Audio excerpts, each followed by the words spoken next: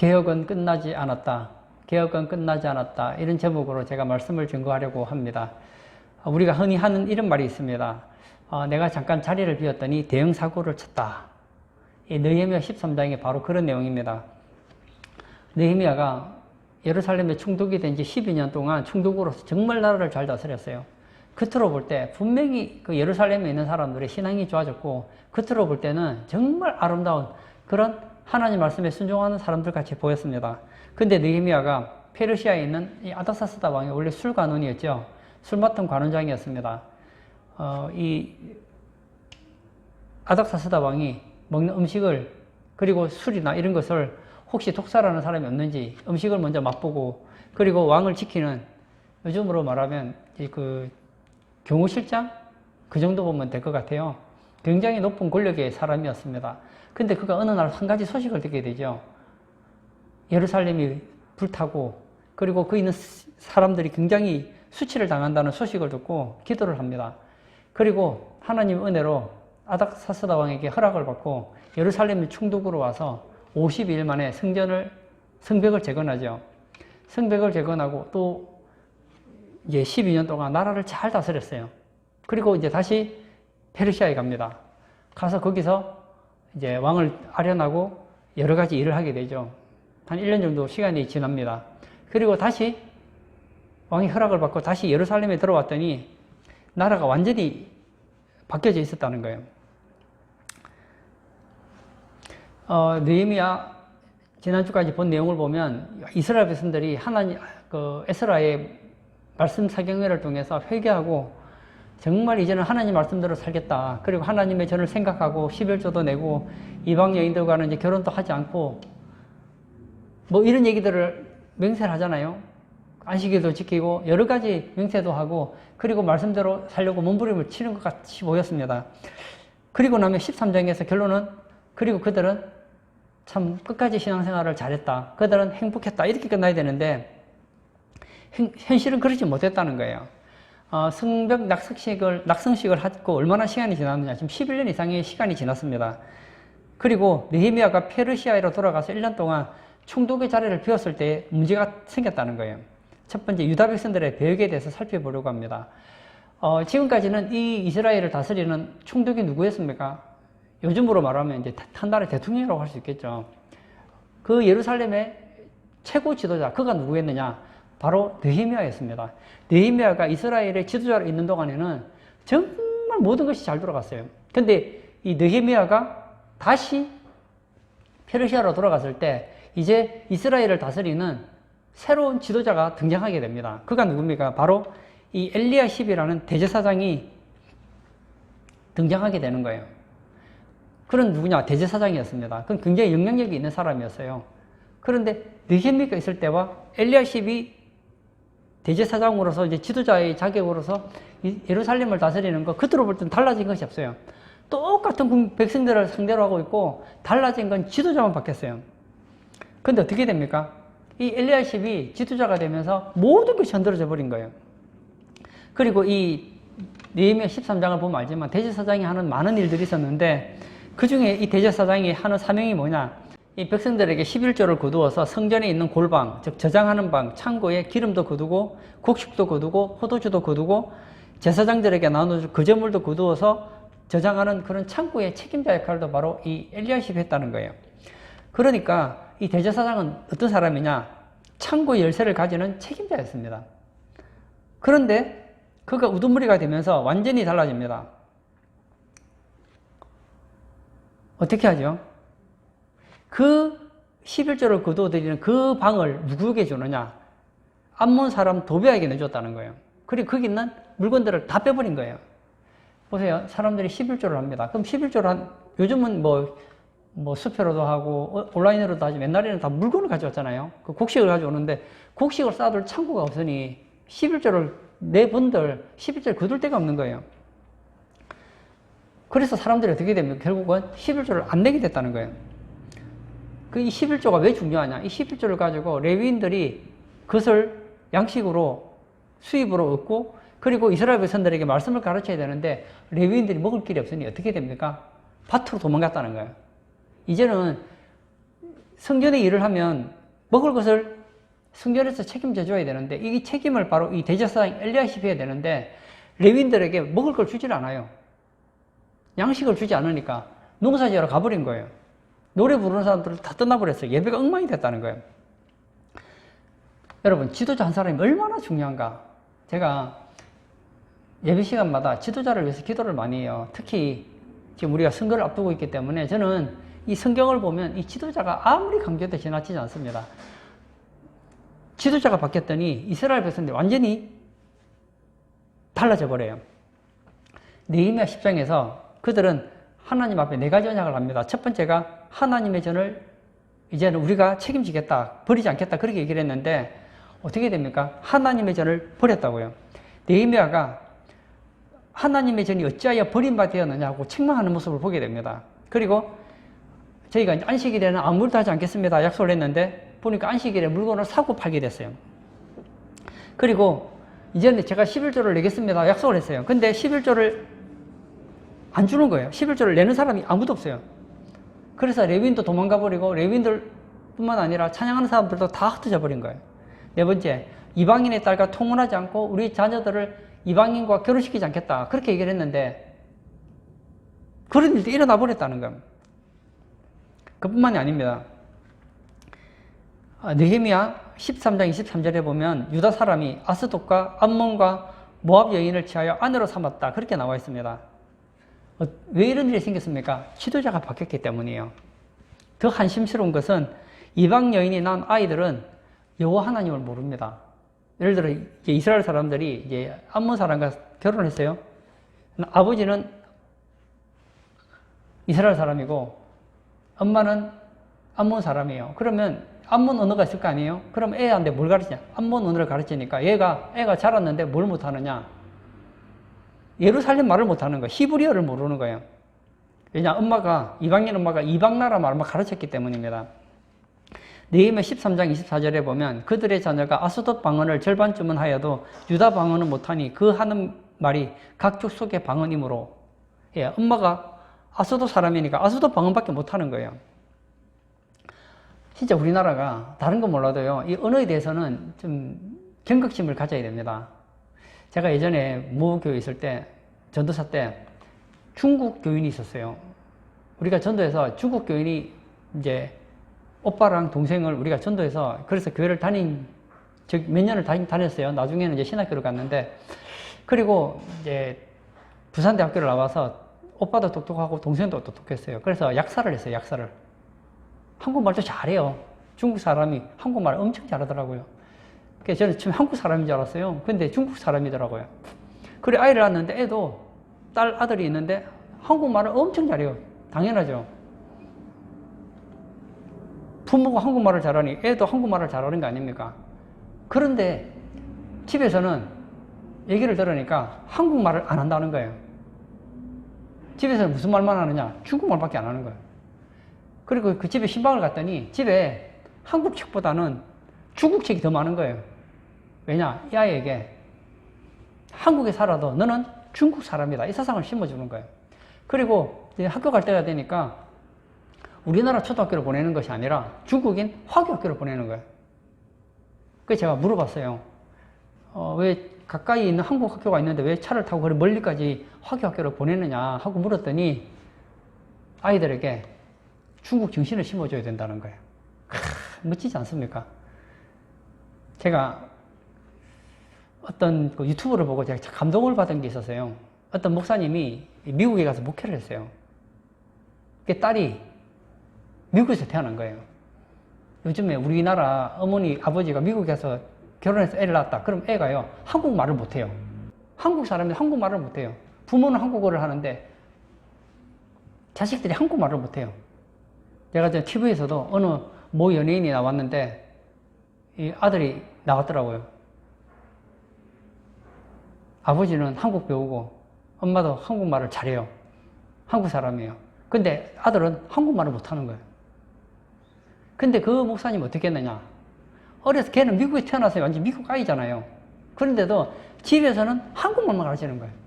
그리고 한국 쓰는 사람들을 계속 집에 초대해서 그 아이하고 놀게 함으로써 한국어를 잊지 않겠다는 거예요. 그 아이 속에 나는 한국인이다. 여러분, 이 언어라는 것은 문화와 정신이 담겨 있습니다. 왜 외국인들은 우리나라에 와서 몇십 년을 살아도 모국어를 읽지 않는데, 뿐만 아니라 그 자녀들도 그 나라 언어도 배우고 외국어도 배우는데 왜 우리나라는 외국에 나가면 한국어를 잊어버립니까? 모국어에 대한 관심이 부족한 거예요. 어떤 사람은 본인이 외국에 나가서 몇 년만 살면 한국말을 못해요. 물론 외국에 살다 보면 한국어를 읽기 쉽겠죠. 그러니까 더 노력해야 되는 거예요.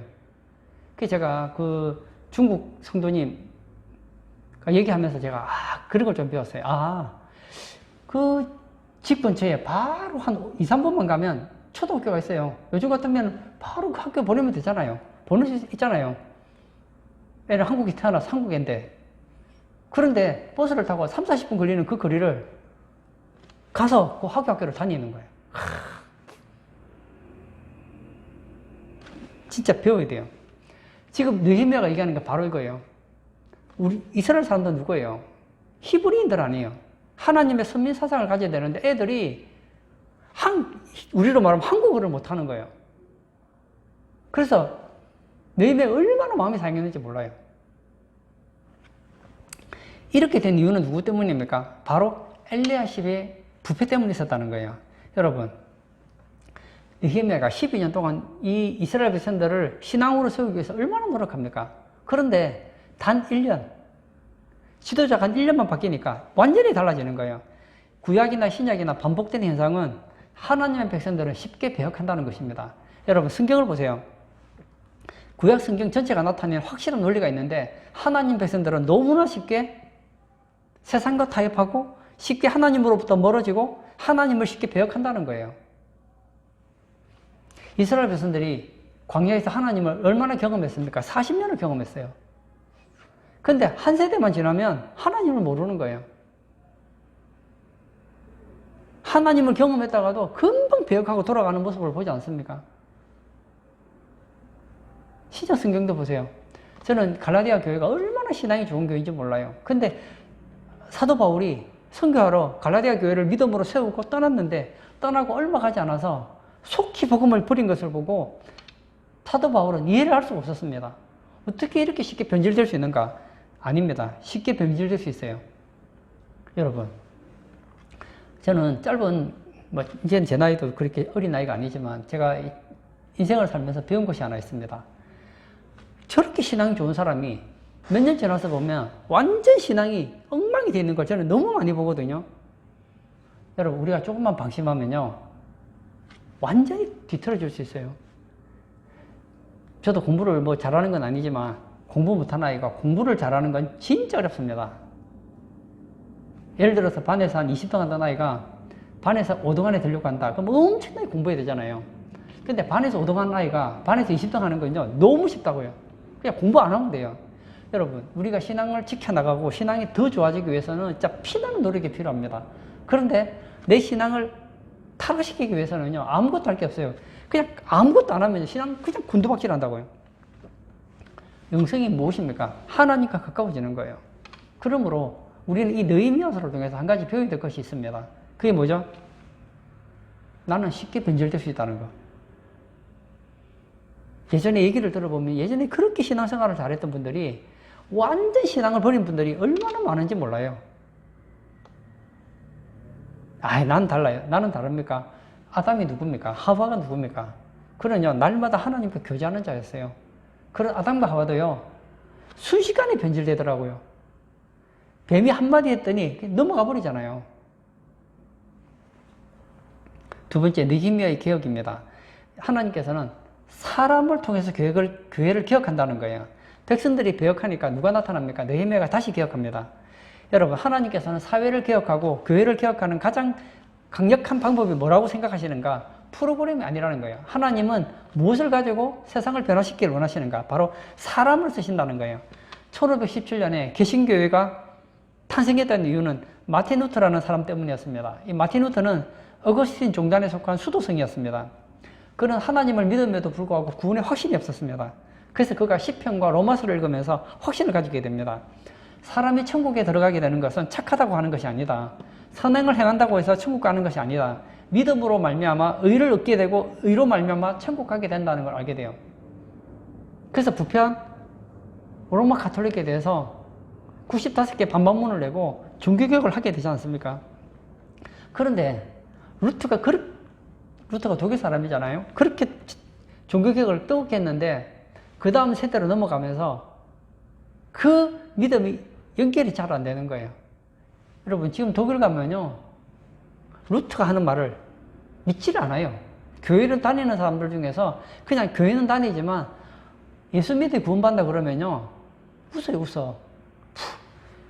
예수 믿는다고 구원받는다고요? 그걸 나보고 믿으라고요? 예수님이 무리를 걸었다면 그걸 나보고 믿으라고요? 예수님이 죽은 자를 살렸다고 하면 예수님이 죽은 자를 살렸다고요? 그걸 나보고 믿으라고요? 안 믿어요. 누가 그렇게 만들었습니까? 성경 전문가라고 하는 사람들이 신신학이라는 이름으로, 성경 비평이라는 이름으로 인간의 논리에 맞지 않는 것은 이건 틀렸고 째고 하다 보니까 한 장씩 찢다 보니까 뭐만 남느냐? 성경 껍데기밖에 안 남더라는 거예요.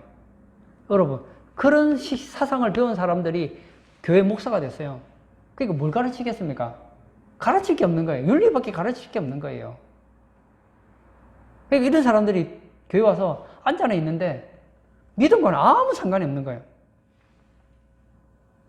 영국에 최고의 설교가라고 할 수 있는 이 스펄전이라는 목사님이 계셨습니다. 이분은 16살 때부터 설교를 했습니다. 대단한 사람이죠. 그때 영국에는 국교가 성공이었는데 이 스펄전 목사님은 침례교 목사였어요. 그럼에도 불구하고 막 얼마나 교인이 많이 모였는지 이 메트로폴리탄 태버네클 이 교회가 교인 2만 명이 모였다는 거예요. 그 당시 가장 많이 모이는 교회였어요. 어떨 때는 교인들이 너무 많이 와서 예배를 드릴 수가 없으면 이렇게 말했대요. 우리는 교회가 꽉 찼습니다. 길 건너가면 좋은 교회가 있으니 그 교회로 가십시오. 다른 교회를 소개시켜줬다는 거예요. 그 교회가 누구 교회냐? 스펄전 아들이 목회하는 교회였어요. 그렇게 교인들이 많았어요. 근데 스펄전 목사님이 돌아가시고 그 다음 부임자가 와서 또 목회를 하는데 복음이 심해지기 시작했습니다. 그러자 그 많던 교인들이 다 흩어져 버린 거예요. 20세기의 최고의 설교가라고 하면 마틴 로이드 존스를 뽑지요. 근데 이 마틴 로이드 존스 목사님 원래 의사였습니다. 의사를 하다가 이제 설교의 은사를 자기가 있다는 걸 알게 되고 의사를 그만두고 설교자가 됩니다. 그래서 평생에 웨스트민스터 채플에서 설교자가 되죠. 어마어마한 영향력을 미쳤습니다. 그런데 이 목사님이 목회를 그만두고 다음 목임자가 왔는데 이 좀 희미한 그런 복음을 전하니까 교회가 다 쪼개져 버리는 거예요. 무슨 말을 하는지 알겠죠? 지도자 이렇게 중요한 겁니다. 여러분, 한 사람을 여러분 우습게 여기시면 안 돼요. 한 사람이 달라집니다. 히틀러가 독일의 지도자가 되니까 어떤 일이 생깁니까? 이 신앙 좋은 독일 사람들이 전부 전쟁하는 사람이 되잖아요. 유태인을 죽여야 된다. 그런 사람으로 바뀌어버리지 않습니까? 누가 그렇게 만들었습니까? 한 사람이 한 사람. 여러분, 남과 북이 분리됐던 가장 큰 이유는 북한의 그 김일성 한 사람 때문에 시작된 거 아닙니까? 여러분, 한 사람 때문에 나라가 분단 국가가 됐어요. 창세기에 나오는 아담과 하와, 좀 더 크게 말하면 아담 한 사람이 범죄하니까 온 인류가 죄인이 돼버린 거예요. 하나님 이 문제를 어떻게 해결하십니까? 사람을 통해 해결하는 거예요. 예루살렘에 있는 사람들이 이렇게 타락하고 부패했을 때 하나님께서는 또 한 사람을 세우십니다. 누구죠? 바로 느헤미야예요. 느헤미야를 통해서 유다 백성들을 다시 개혁하는 걸 보게 됩니다. 유다 백성들은 숫자가 많았어도 그걸 개혁을 일으켜냈던 사람은 많은 사람이 아니었어요. 누구였습니까? 느헤미야 한 사람이었습니다. 그리고 느헤미야는 느헤미야서 10장에서 맺었던 언약을 다시 회복시킵니다. 그래서 전을 정결케 하고 레위 사람, 노래하는 사람들을 다시 불러옵니다. 그리고는 이 곡식 창고에 곡식과 새 포도주와 기름의 11조를 다시 가져다가 곡간에 들이게 합니다. 그리고 도비야를 그 곡간에서 쫓아내버리죠. 그리고 안식일이 돼도 사람들이 장사하려고 들어옵니다. 그래서 어떻게 하죠? 문을 닫아라. 이제는 들어오지 못하게 해라. 그리고도 그 밖에서 들어가려고 자는 사람이 있으니까 느헤미야가 뭐라고 합니까? 돌아가지 않으면 잡아드리겠다. 그랬더니 그다음부터는 안식일에 장사하는 사람이 한 명도 없었다는 거예요. 그뿐만이 아닙니다. 이방인의 딸들과 결혼하는 사람들을 잡아서 어떻게 했느냐. 잡아다 때리고 머리털을 뽑아버렸어요. 느헤미야가 얼마나 화가 났으면 사람 머리털을 잡아 뽑았겠습니까? 그리고 말합니다. 다시는 이방인과 통혼하지 않겠다고 맹세해라. 엘리야십은 대제사장이에요. 가장 신앙이 좋은 사람 아닙니까? 근데 엘리야십의 손자가 산발락의 사위가 되어 있었습니다. 손자가. 그래서 느헤미야가 아예 쫓아내버려요. 이게 왜 가능합니까? 느헤미야에게는 확신이 있었던 거예요. 이스라엘 백성들이 회복되려면 뭐가 필요하냐? 하나님 말씀대로 살아가야 된다는 확신이 있었기 때문입니다. 그리고 용기가 있었어요. 여러분, 우리에게 확신이 있어야 됩니다. 나는 예수 믿는데 과연 진짜 예수 믿는다 천국 갈까? 이러면 신앙생활 하기 어려워요. 그렇지 않아요? 천국 있다고 믿는 것 같고 없다면 없는 것 같고 이런 신앙 가지고는 어렵거든요. 느헤미야는 확신을 가지고 있었다고요. 성경을 보면서 하나님 말씀은 진리다. 하나님 말씀대로 살아야지 이 나라가 회복된다고 생각했기 때문에 포기하지 않았던 거예요. 세계 2차 대전 중에 영국 수상인 윈스턴 처칠이 독일의 히틀러와 전쟁을 하게 되는데 그 위세를 꺾을 수 없었습니다. 그래서 많은 정치가들이 윈스턴 처칠에게 얘기합니다. 싸우다가는 질 수 있다. 백성들이 수많은 희생이 커지니까 히틀러에게 항복하라 그랬습니다. 그때 만약에 윈스턴 처칠이 히틀러에게 항복했다면 아마 우리도 학교에서 지금 아마 한글을 배우지 않고 독일어를 배웠을지도 몰라요. 그때 처칠이 이런 얘기합니다. 우리는 죽으면 죽었지 저 히틀러 같은 악인에게는 굴복하지 않겠다. 그리고 연합군은 싸워서 히틀러는 결국 지고 독일은 패전국가가 되고 맙니다. 느헤미야 13장 8절을 보면 도비아의 세관을 그 방 밖으로 던져버렸다고 했습니다. 그리고 안식일을 범한 교인들을 꾸짖었습니다. 이방인과 통혼한 사람은 때리고 머리털을 뽑았습니다. 왜 이렇게 합니까? 기억하려고 하는 거예요. 듣는 사람들은 분명히 부담스러울 거예요. 그러나 느헤미야가 그 당시 지도자였기 때문에 총독이었기 때문에 이게 가능했던 거예요. 여러분, 만약에 느헤미야가 지도자가 아니었으면 어떤 일이 일어났을까요? 그렇게 했다면 엘리야십이 가만 놔두지 않았을 겁니다. 사랑하는 성도님, 지도자는 이렇게 중요한 거예요. 가정에 아버지가 어떤 사상을 가지고 있는가, 엄마가 어떤 사상을 가지고 있는가에 따라 자식이 완전히 달라져요. 한 나라의 지도자가 어떤 사상을 가지고 있느냐 굉장히 중요합니다. 여러분, 지금 전 세계는 어떤 사상에 물들어 있느냐? 진화론이라는 사상에 물들어 있습니다. 근데 이 진화론을 퍼뜨렸던 사람이 이 찰스 다윈이라는 사람 아닙니까? 근데 이 찰스 다윈에 의해서 진화론이 내어졌을 때 수많은 사람들이 환호를 했습니다. 이름은 밝히지 않겠습니다. 하버드 대학교에 모 무신론자가 있습니다. 그는 진화론을 믿는 사람입니다. 여러분, 창조론이나 진화론이냐는 믿음의 문제지 이것은 과학의 영역이 아니에요. 그거 이런 얘기를 합니다. 세상이 어떻게 존재했는가? 존재하는 방법은 두 가지밖에 없다. 이 우주를 만들 수 있는 어떤 신이 만드는 방법이 있고 또 하나는 우연히 만들어지는 방법이 두 가지밖에 없다는 거예요. 이 세상에 어떤 생물체가 생기려면 무에서 유가 만들어져야 되는데 이것은 파스텔에 의해서 무에서 유가 만들어지는 것은 과학적으로 불가능하다는 것이 증명되었기 때문에 무에서 유가 만들어지는 건 불가능하기 때문에 진화론은 틀렸다는 거예요. 그러나 나는 뭐라고 했느냐, 이 교수가 참 멋있는 말을 해요. 그러나 나는 창조론을 믿지 않고 진화론을 믿기로 했다. 진화론이 맞아서가 아니에요. 창조론을 인정하고 싶지가 않은 거예요. 근데 이런 똑똑한 사람들이 뭐 유식한 말을 막 해대면 진화론이 왠지 과학적인 막 용어를 막 사용하고 막 빅뱅 언어를 쓰고 막 어려운 과학적인 용어를 쓰면 사람들이 들을 때 그럴듯하거든요. 넘어가는 거예요. 마지막 한 가지만 더 보려고 합니다. 느헤미야의 마지막 기도를 한번 보려고 합니다. 13장 31절을 제가 한번 읽어볼까요? 또 정한 기한에 나무와 처음 익은 것을 드리게 하였사오니 내 하나님이여 나를 기억하사 복을 주옵소서. 느헤미야 13장 31절 내용을 보면 느헤미야가 마지막으로 한 말인데 이것이 여러분들이 볼 때 승리한 말 같습니까? 아니면 외로운 고독한 부르짖음처럼 들리십니까? 다시 한번 읽어볼게요. 또 정한 기한에 나무와 처음 익은 것을 드리게 하였사오니 내 하나님이여 나를 기억하사 복을 주옵소서. 백성들을 악에서 기억하려고 하는 느헤미야의 내면적인 고독을 엿볼 수 있는 거예요. 느헤미야가 어떤 사람입니까? 12년 동안 예루살렘을 기억하려고 했던 사람입니다. 12년 동안 그렇게 기억했는데 1년 동안 잠시 떠났더니 처음으로 다 돌아가 버린 거예요. 느헤미야서는 해피엔딩으로 끝나지 않는다는 거예요. 느헤미야가 아무리 기억해도 느헤미야가 떠나가면 어떻게 될까요?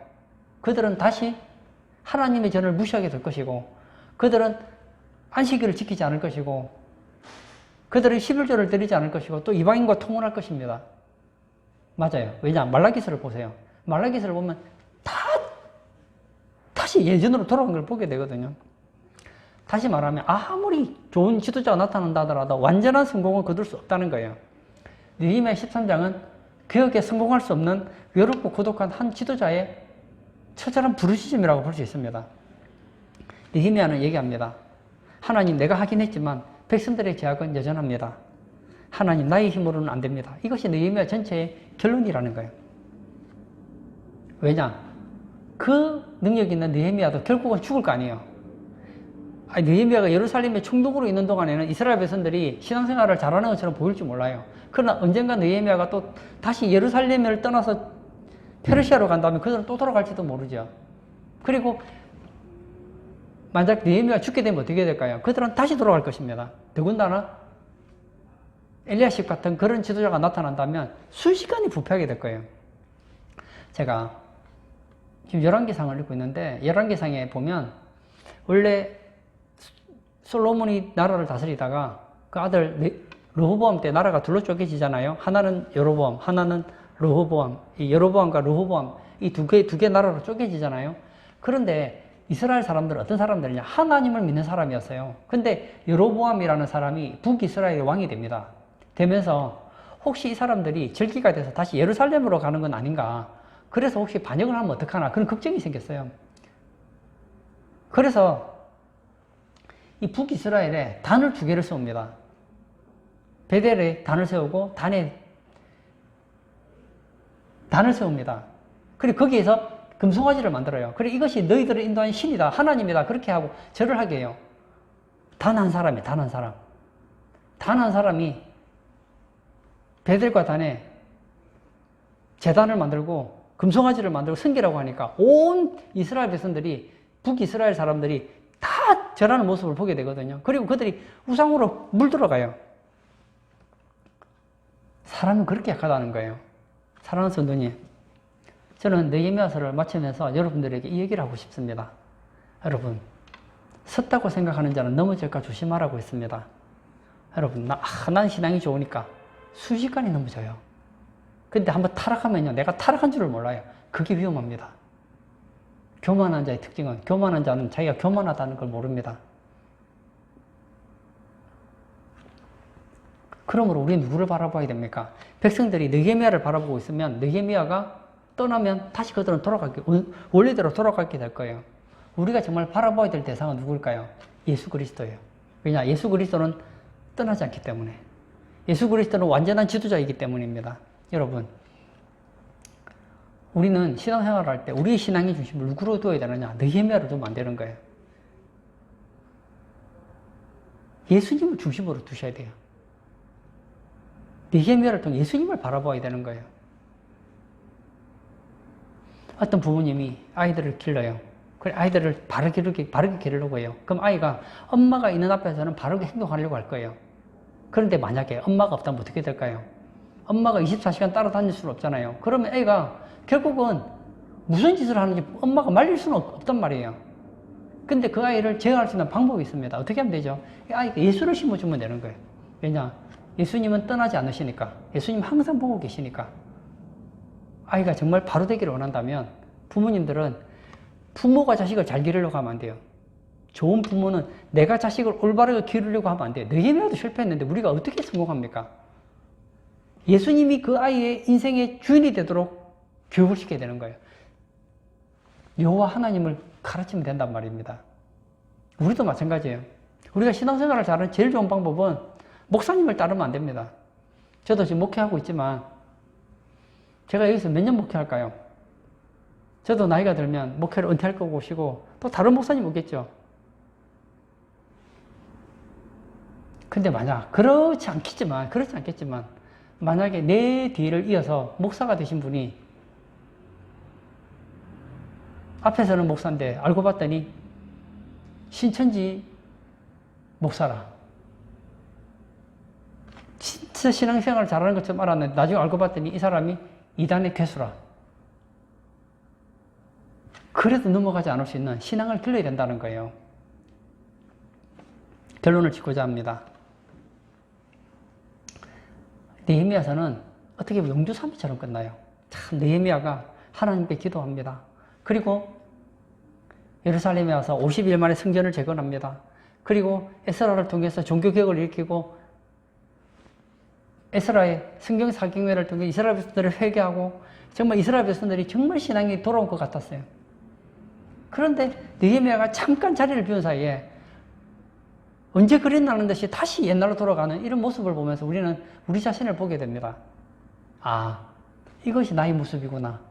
12년 동안 신앙생활을 잘해도요, 1년만 방심하면요, 완전 신앙이 엉망이 될 수 있는 게 우리라는 거예요. 느헤미야는 이걸 알았기 때문에 하나님께 이스라엘 백성들을 맡기고 있습니다. 여러분, 느헤미야가 이스라엘을 위해서 그렇게 노력했지만 느헤미야 힘 가지고 안 되는 거예요. 지금 우리나라 정치인들이 나라를 정말 잘 이끌려고 하지만 됩니까? 안 되잖아요. 누가 이끄셔야 됩니까? 하나님이 도와주셔야 돼요. 우리 성도님들도 정말 하나님께 여러분의 인생을 맡기심으로 개혁은 한 번으로 끝나지 않습니다. 개혁은 계속 반복돼야 돼요. 이만하면 됐다면 넘어져요. 섰다고 생각하는 자는 넘어질까 조심하라. 순식간에 넘어집니다. 우리 오늘 예배 참석하신 우리 성도님들은 이만하면 됐다 생각하지 마세요. 더 노력하셔서 우리의 개혁이 끝나지 않고 주님 보시기에 합당한 신앙으로서 주님 앞에 서는 날까지 몸부림치시다가 다 주님께 인정받는 복된 성도님 되시길 주의 이름으로 축복합니다. 아멘. 예, 우리 한번 같이 기도하기를 원합니다. 지도자가 얼마나 중요한가? 이건 아무리 강조해도 지나치지 않습니다. 여러분이 그런 지도자가 되십시오. 그리고 우리나라에 그런 지도자가 되도록 기도하십시오.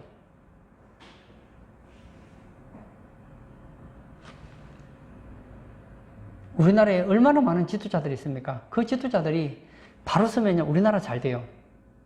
교회의 지도자가 바로 서면 교회가 잘 돼요. 가정의 지도자가 바로 서면 가정이 잘 돼요. 하나님, 정말 내가 그런 지도자가 되기를 원합니다. 나는 부족하지만 나를 통해서 내 가정이 일어나고 교회가 살아나고 나라가 살아나도록 도와달라고 한번 기도했으면 좋겠습니다. 그리고 우리는 부족하지만 이 나라에 정말 필요한 지도자, 우리 교회에 꼭 필요한 지도자, 그런 지도자들이 끊이지 않고 세워줄 수 있도록 도와달라고 우리 기도하시고 자유롭게 개인 기도하도록 하겠습니다.